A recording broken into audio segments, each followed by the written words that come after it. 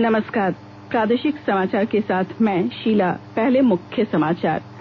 विधानसभा में आज सदस्यों ने विस्थापन आयोग बनाने की मांग की। 2239 करोड़ का अनुपूरक बजट भी पेश। प्रधानमंत्री नरेंद्र मोदी ने आज गांधीनगर के महात्मा मंदिर में 9वें वाइब्रेंट गुजरात वैश्विक शिखर सम्मेलन का उद्घाटन किया।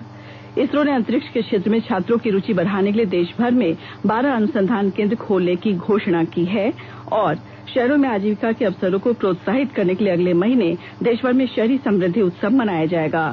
अब समाचार विस्तार से। झारखंड विधानसभा का सत्र आज दोनों पालियों में शांतिपूर्वक चला। हालांकि सत्ता पक्ष के ही भाजपा के मुख्य सचेतक राधाकृष्ण किशोर और स्वास्थ्य मंत्री रामचंद्र चंद्रवंशी के बीच बहस हुई। आज सदन में पहली पाली में विस्थापन के मुद्दे पर चर्चा हुई। विधायकों ने राज्य में विस्थापन आयोग बनाने की मांग की।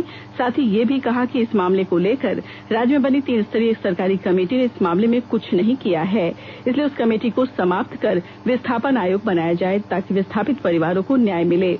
विधानसभा में ध्यानाकर्षण सूचना के दौरान भाजपा विधायक विरंची नारायण और योगेश्वर महतो बाटुल ने इस मामले को उठाया।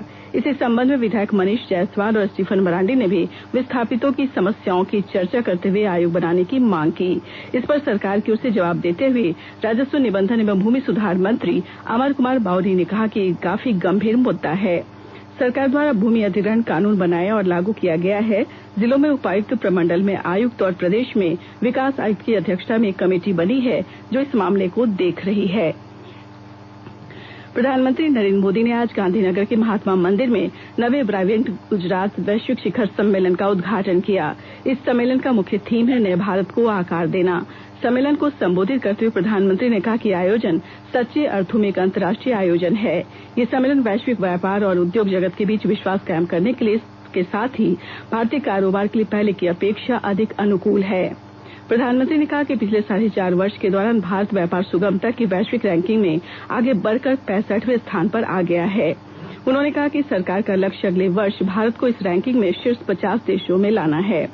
इस सम्मेलन में 5 देशों के राष्ट्रों के अध्यक्ष सहित 30,000 से अधिक अंतर्राष्ट्रीय और भारतीय प्रतिनिधि भाग ले रहे हैं। मुख्यमंत्री रघुवर दास ने अपने आवास पर मिलने वाले पारा शिक्षकों से कहा कि सरकार पारा शिक्षकों के हितों को सुरक्षित बनाने की नियमावली बना रही है।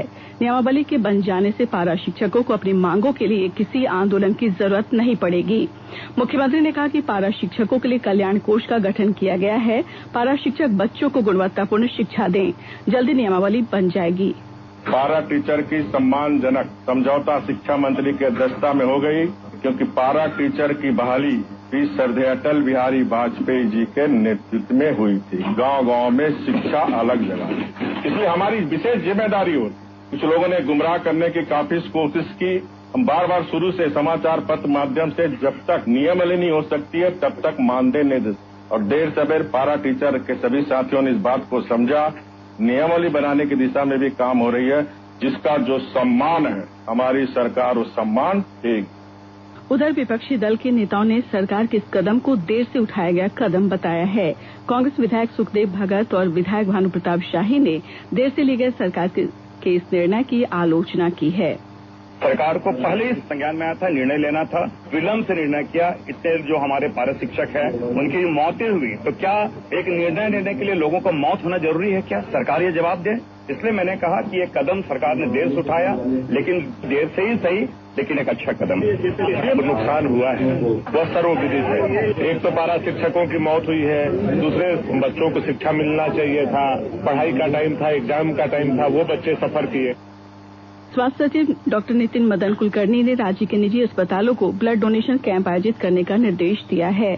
सदर अस्पताल के नए भवन में हीमोफीलिया डे केयर सेंटर का शुभारंभ करने के बाद श्री कुलकर्णी ने निजी अस्पतालों के प्रतिनिधियों के साथ बैठक की। इसमें उन्होंने कहा कि शहर के वे सभी अस्पताल जो एक महीने में 100 यूनिट से ज्यादा ब्लड इस्तेमाल कर रहे हैं, उनके लिए ब्लड डोनेशन कैंप आयोजित करना अनिवार्य है। ब्लड डोनेशन कैंप आयोजित करने वाले अस्पतालों को मदद दी जाएगी। राज्य के मुख्य निर्वाचन पदाधिकारी एल ख्यांगते ने आज सूचना एवं जनसंपर्क विभाग के सभागार में निर्वाचन विभाग के सहयोग से मतदाता जागरूकता फोरम की शुरुआत की। इस अवसर पर विभाग के पदाधिकारियों और कर्मचारियों में मतदान के प्रति जागरूकता लाने के उद्देश्य से मतदाता जागरूकता कार्यशाला का आयोजन किया गया। श्री ख्यांगते ने बताया कि मतदाता अब ऑनलाइन मतदान सूची में नाम जुड़वाना, त्रुटि दूर करना या बूथ बदलवाने का काम कर सकते हैं। नए मतदाताओं को जागरूक करने के लिए इलेक्ट्रल लिटरेसी क्लब की स्थापना की गई है। आकाशवाणी के ताजा तरीन समाचारों के लिए आप हमारी वेबसाइट newsonair.com पर लॉग ऑन कर सकते हैं। ताजा समाचार ट्विटर @AIR न्यूज अलर्ट्स और Facebook page all India radio news पर भी उपलब्ध है। प्रादेशिक समाचार आप आकाशवाणी रांची से सुन रहे हैं।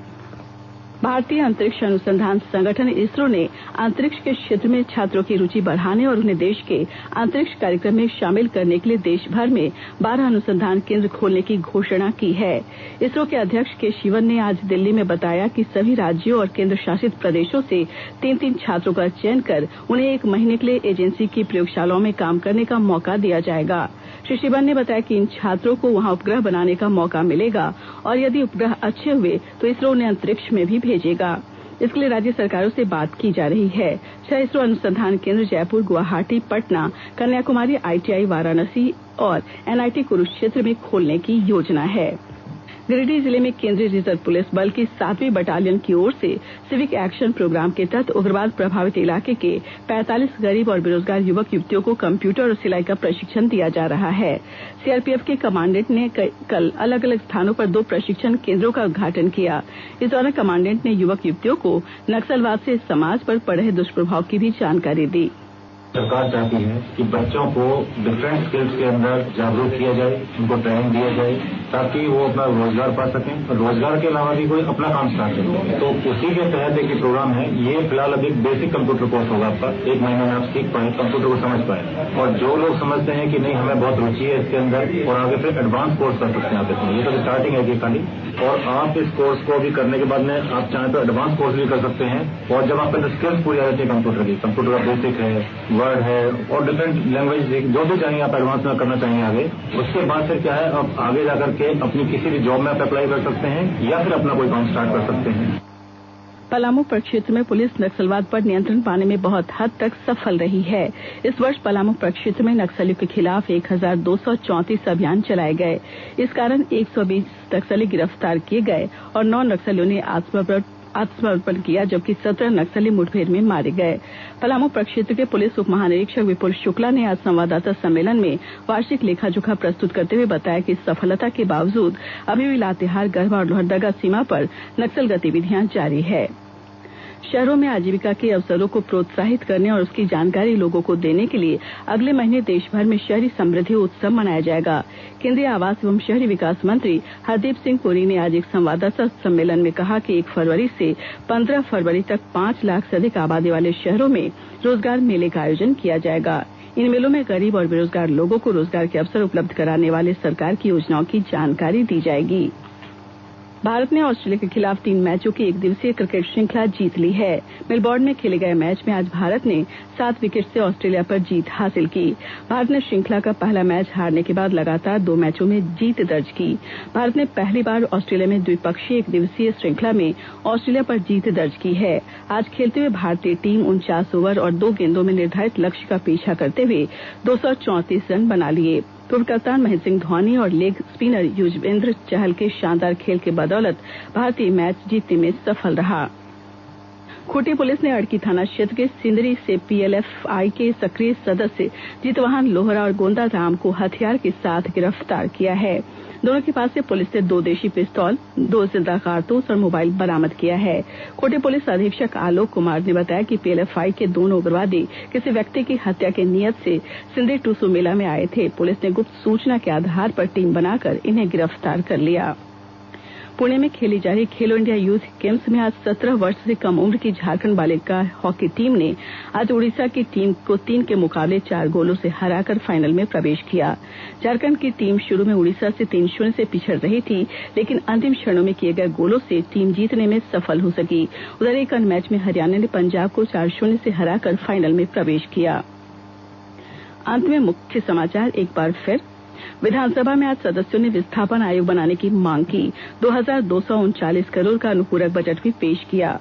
प्रधानमंत्री नरेंद्र मोदी ने आज गांधीनगर के महात्मा मंदिर में नवे वाइब्रेंट गुजरात वैश्विक शिखर सम्मेलन का उद्घाटन किया। इसरो ने अंतरिक्ष के क्षेत्र में छात्रों की रुचि बढ़ाने के लिए देश भर में 12 अनुसंधान केंद्र खोलने की घोषणा की है और शहरों में आजीविका के अवसरों को प्रोत्साहित करने के लिए अगले महीने देश भर में शहरी समृद्धि उत्सव मनाया जाएगा। इसके साथ ही आकाशवाणी रांची से प्रादेशिक समाचार का ये बुलेटिन समाप्त हुआ। नमस्कार।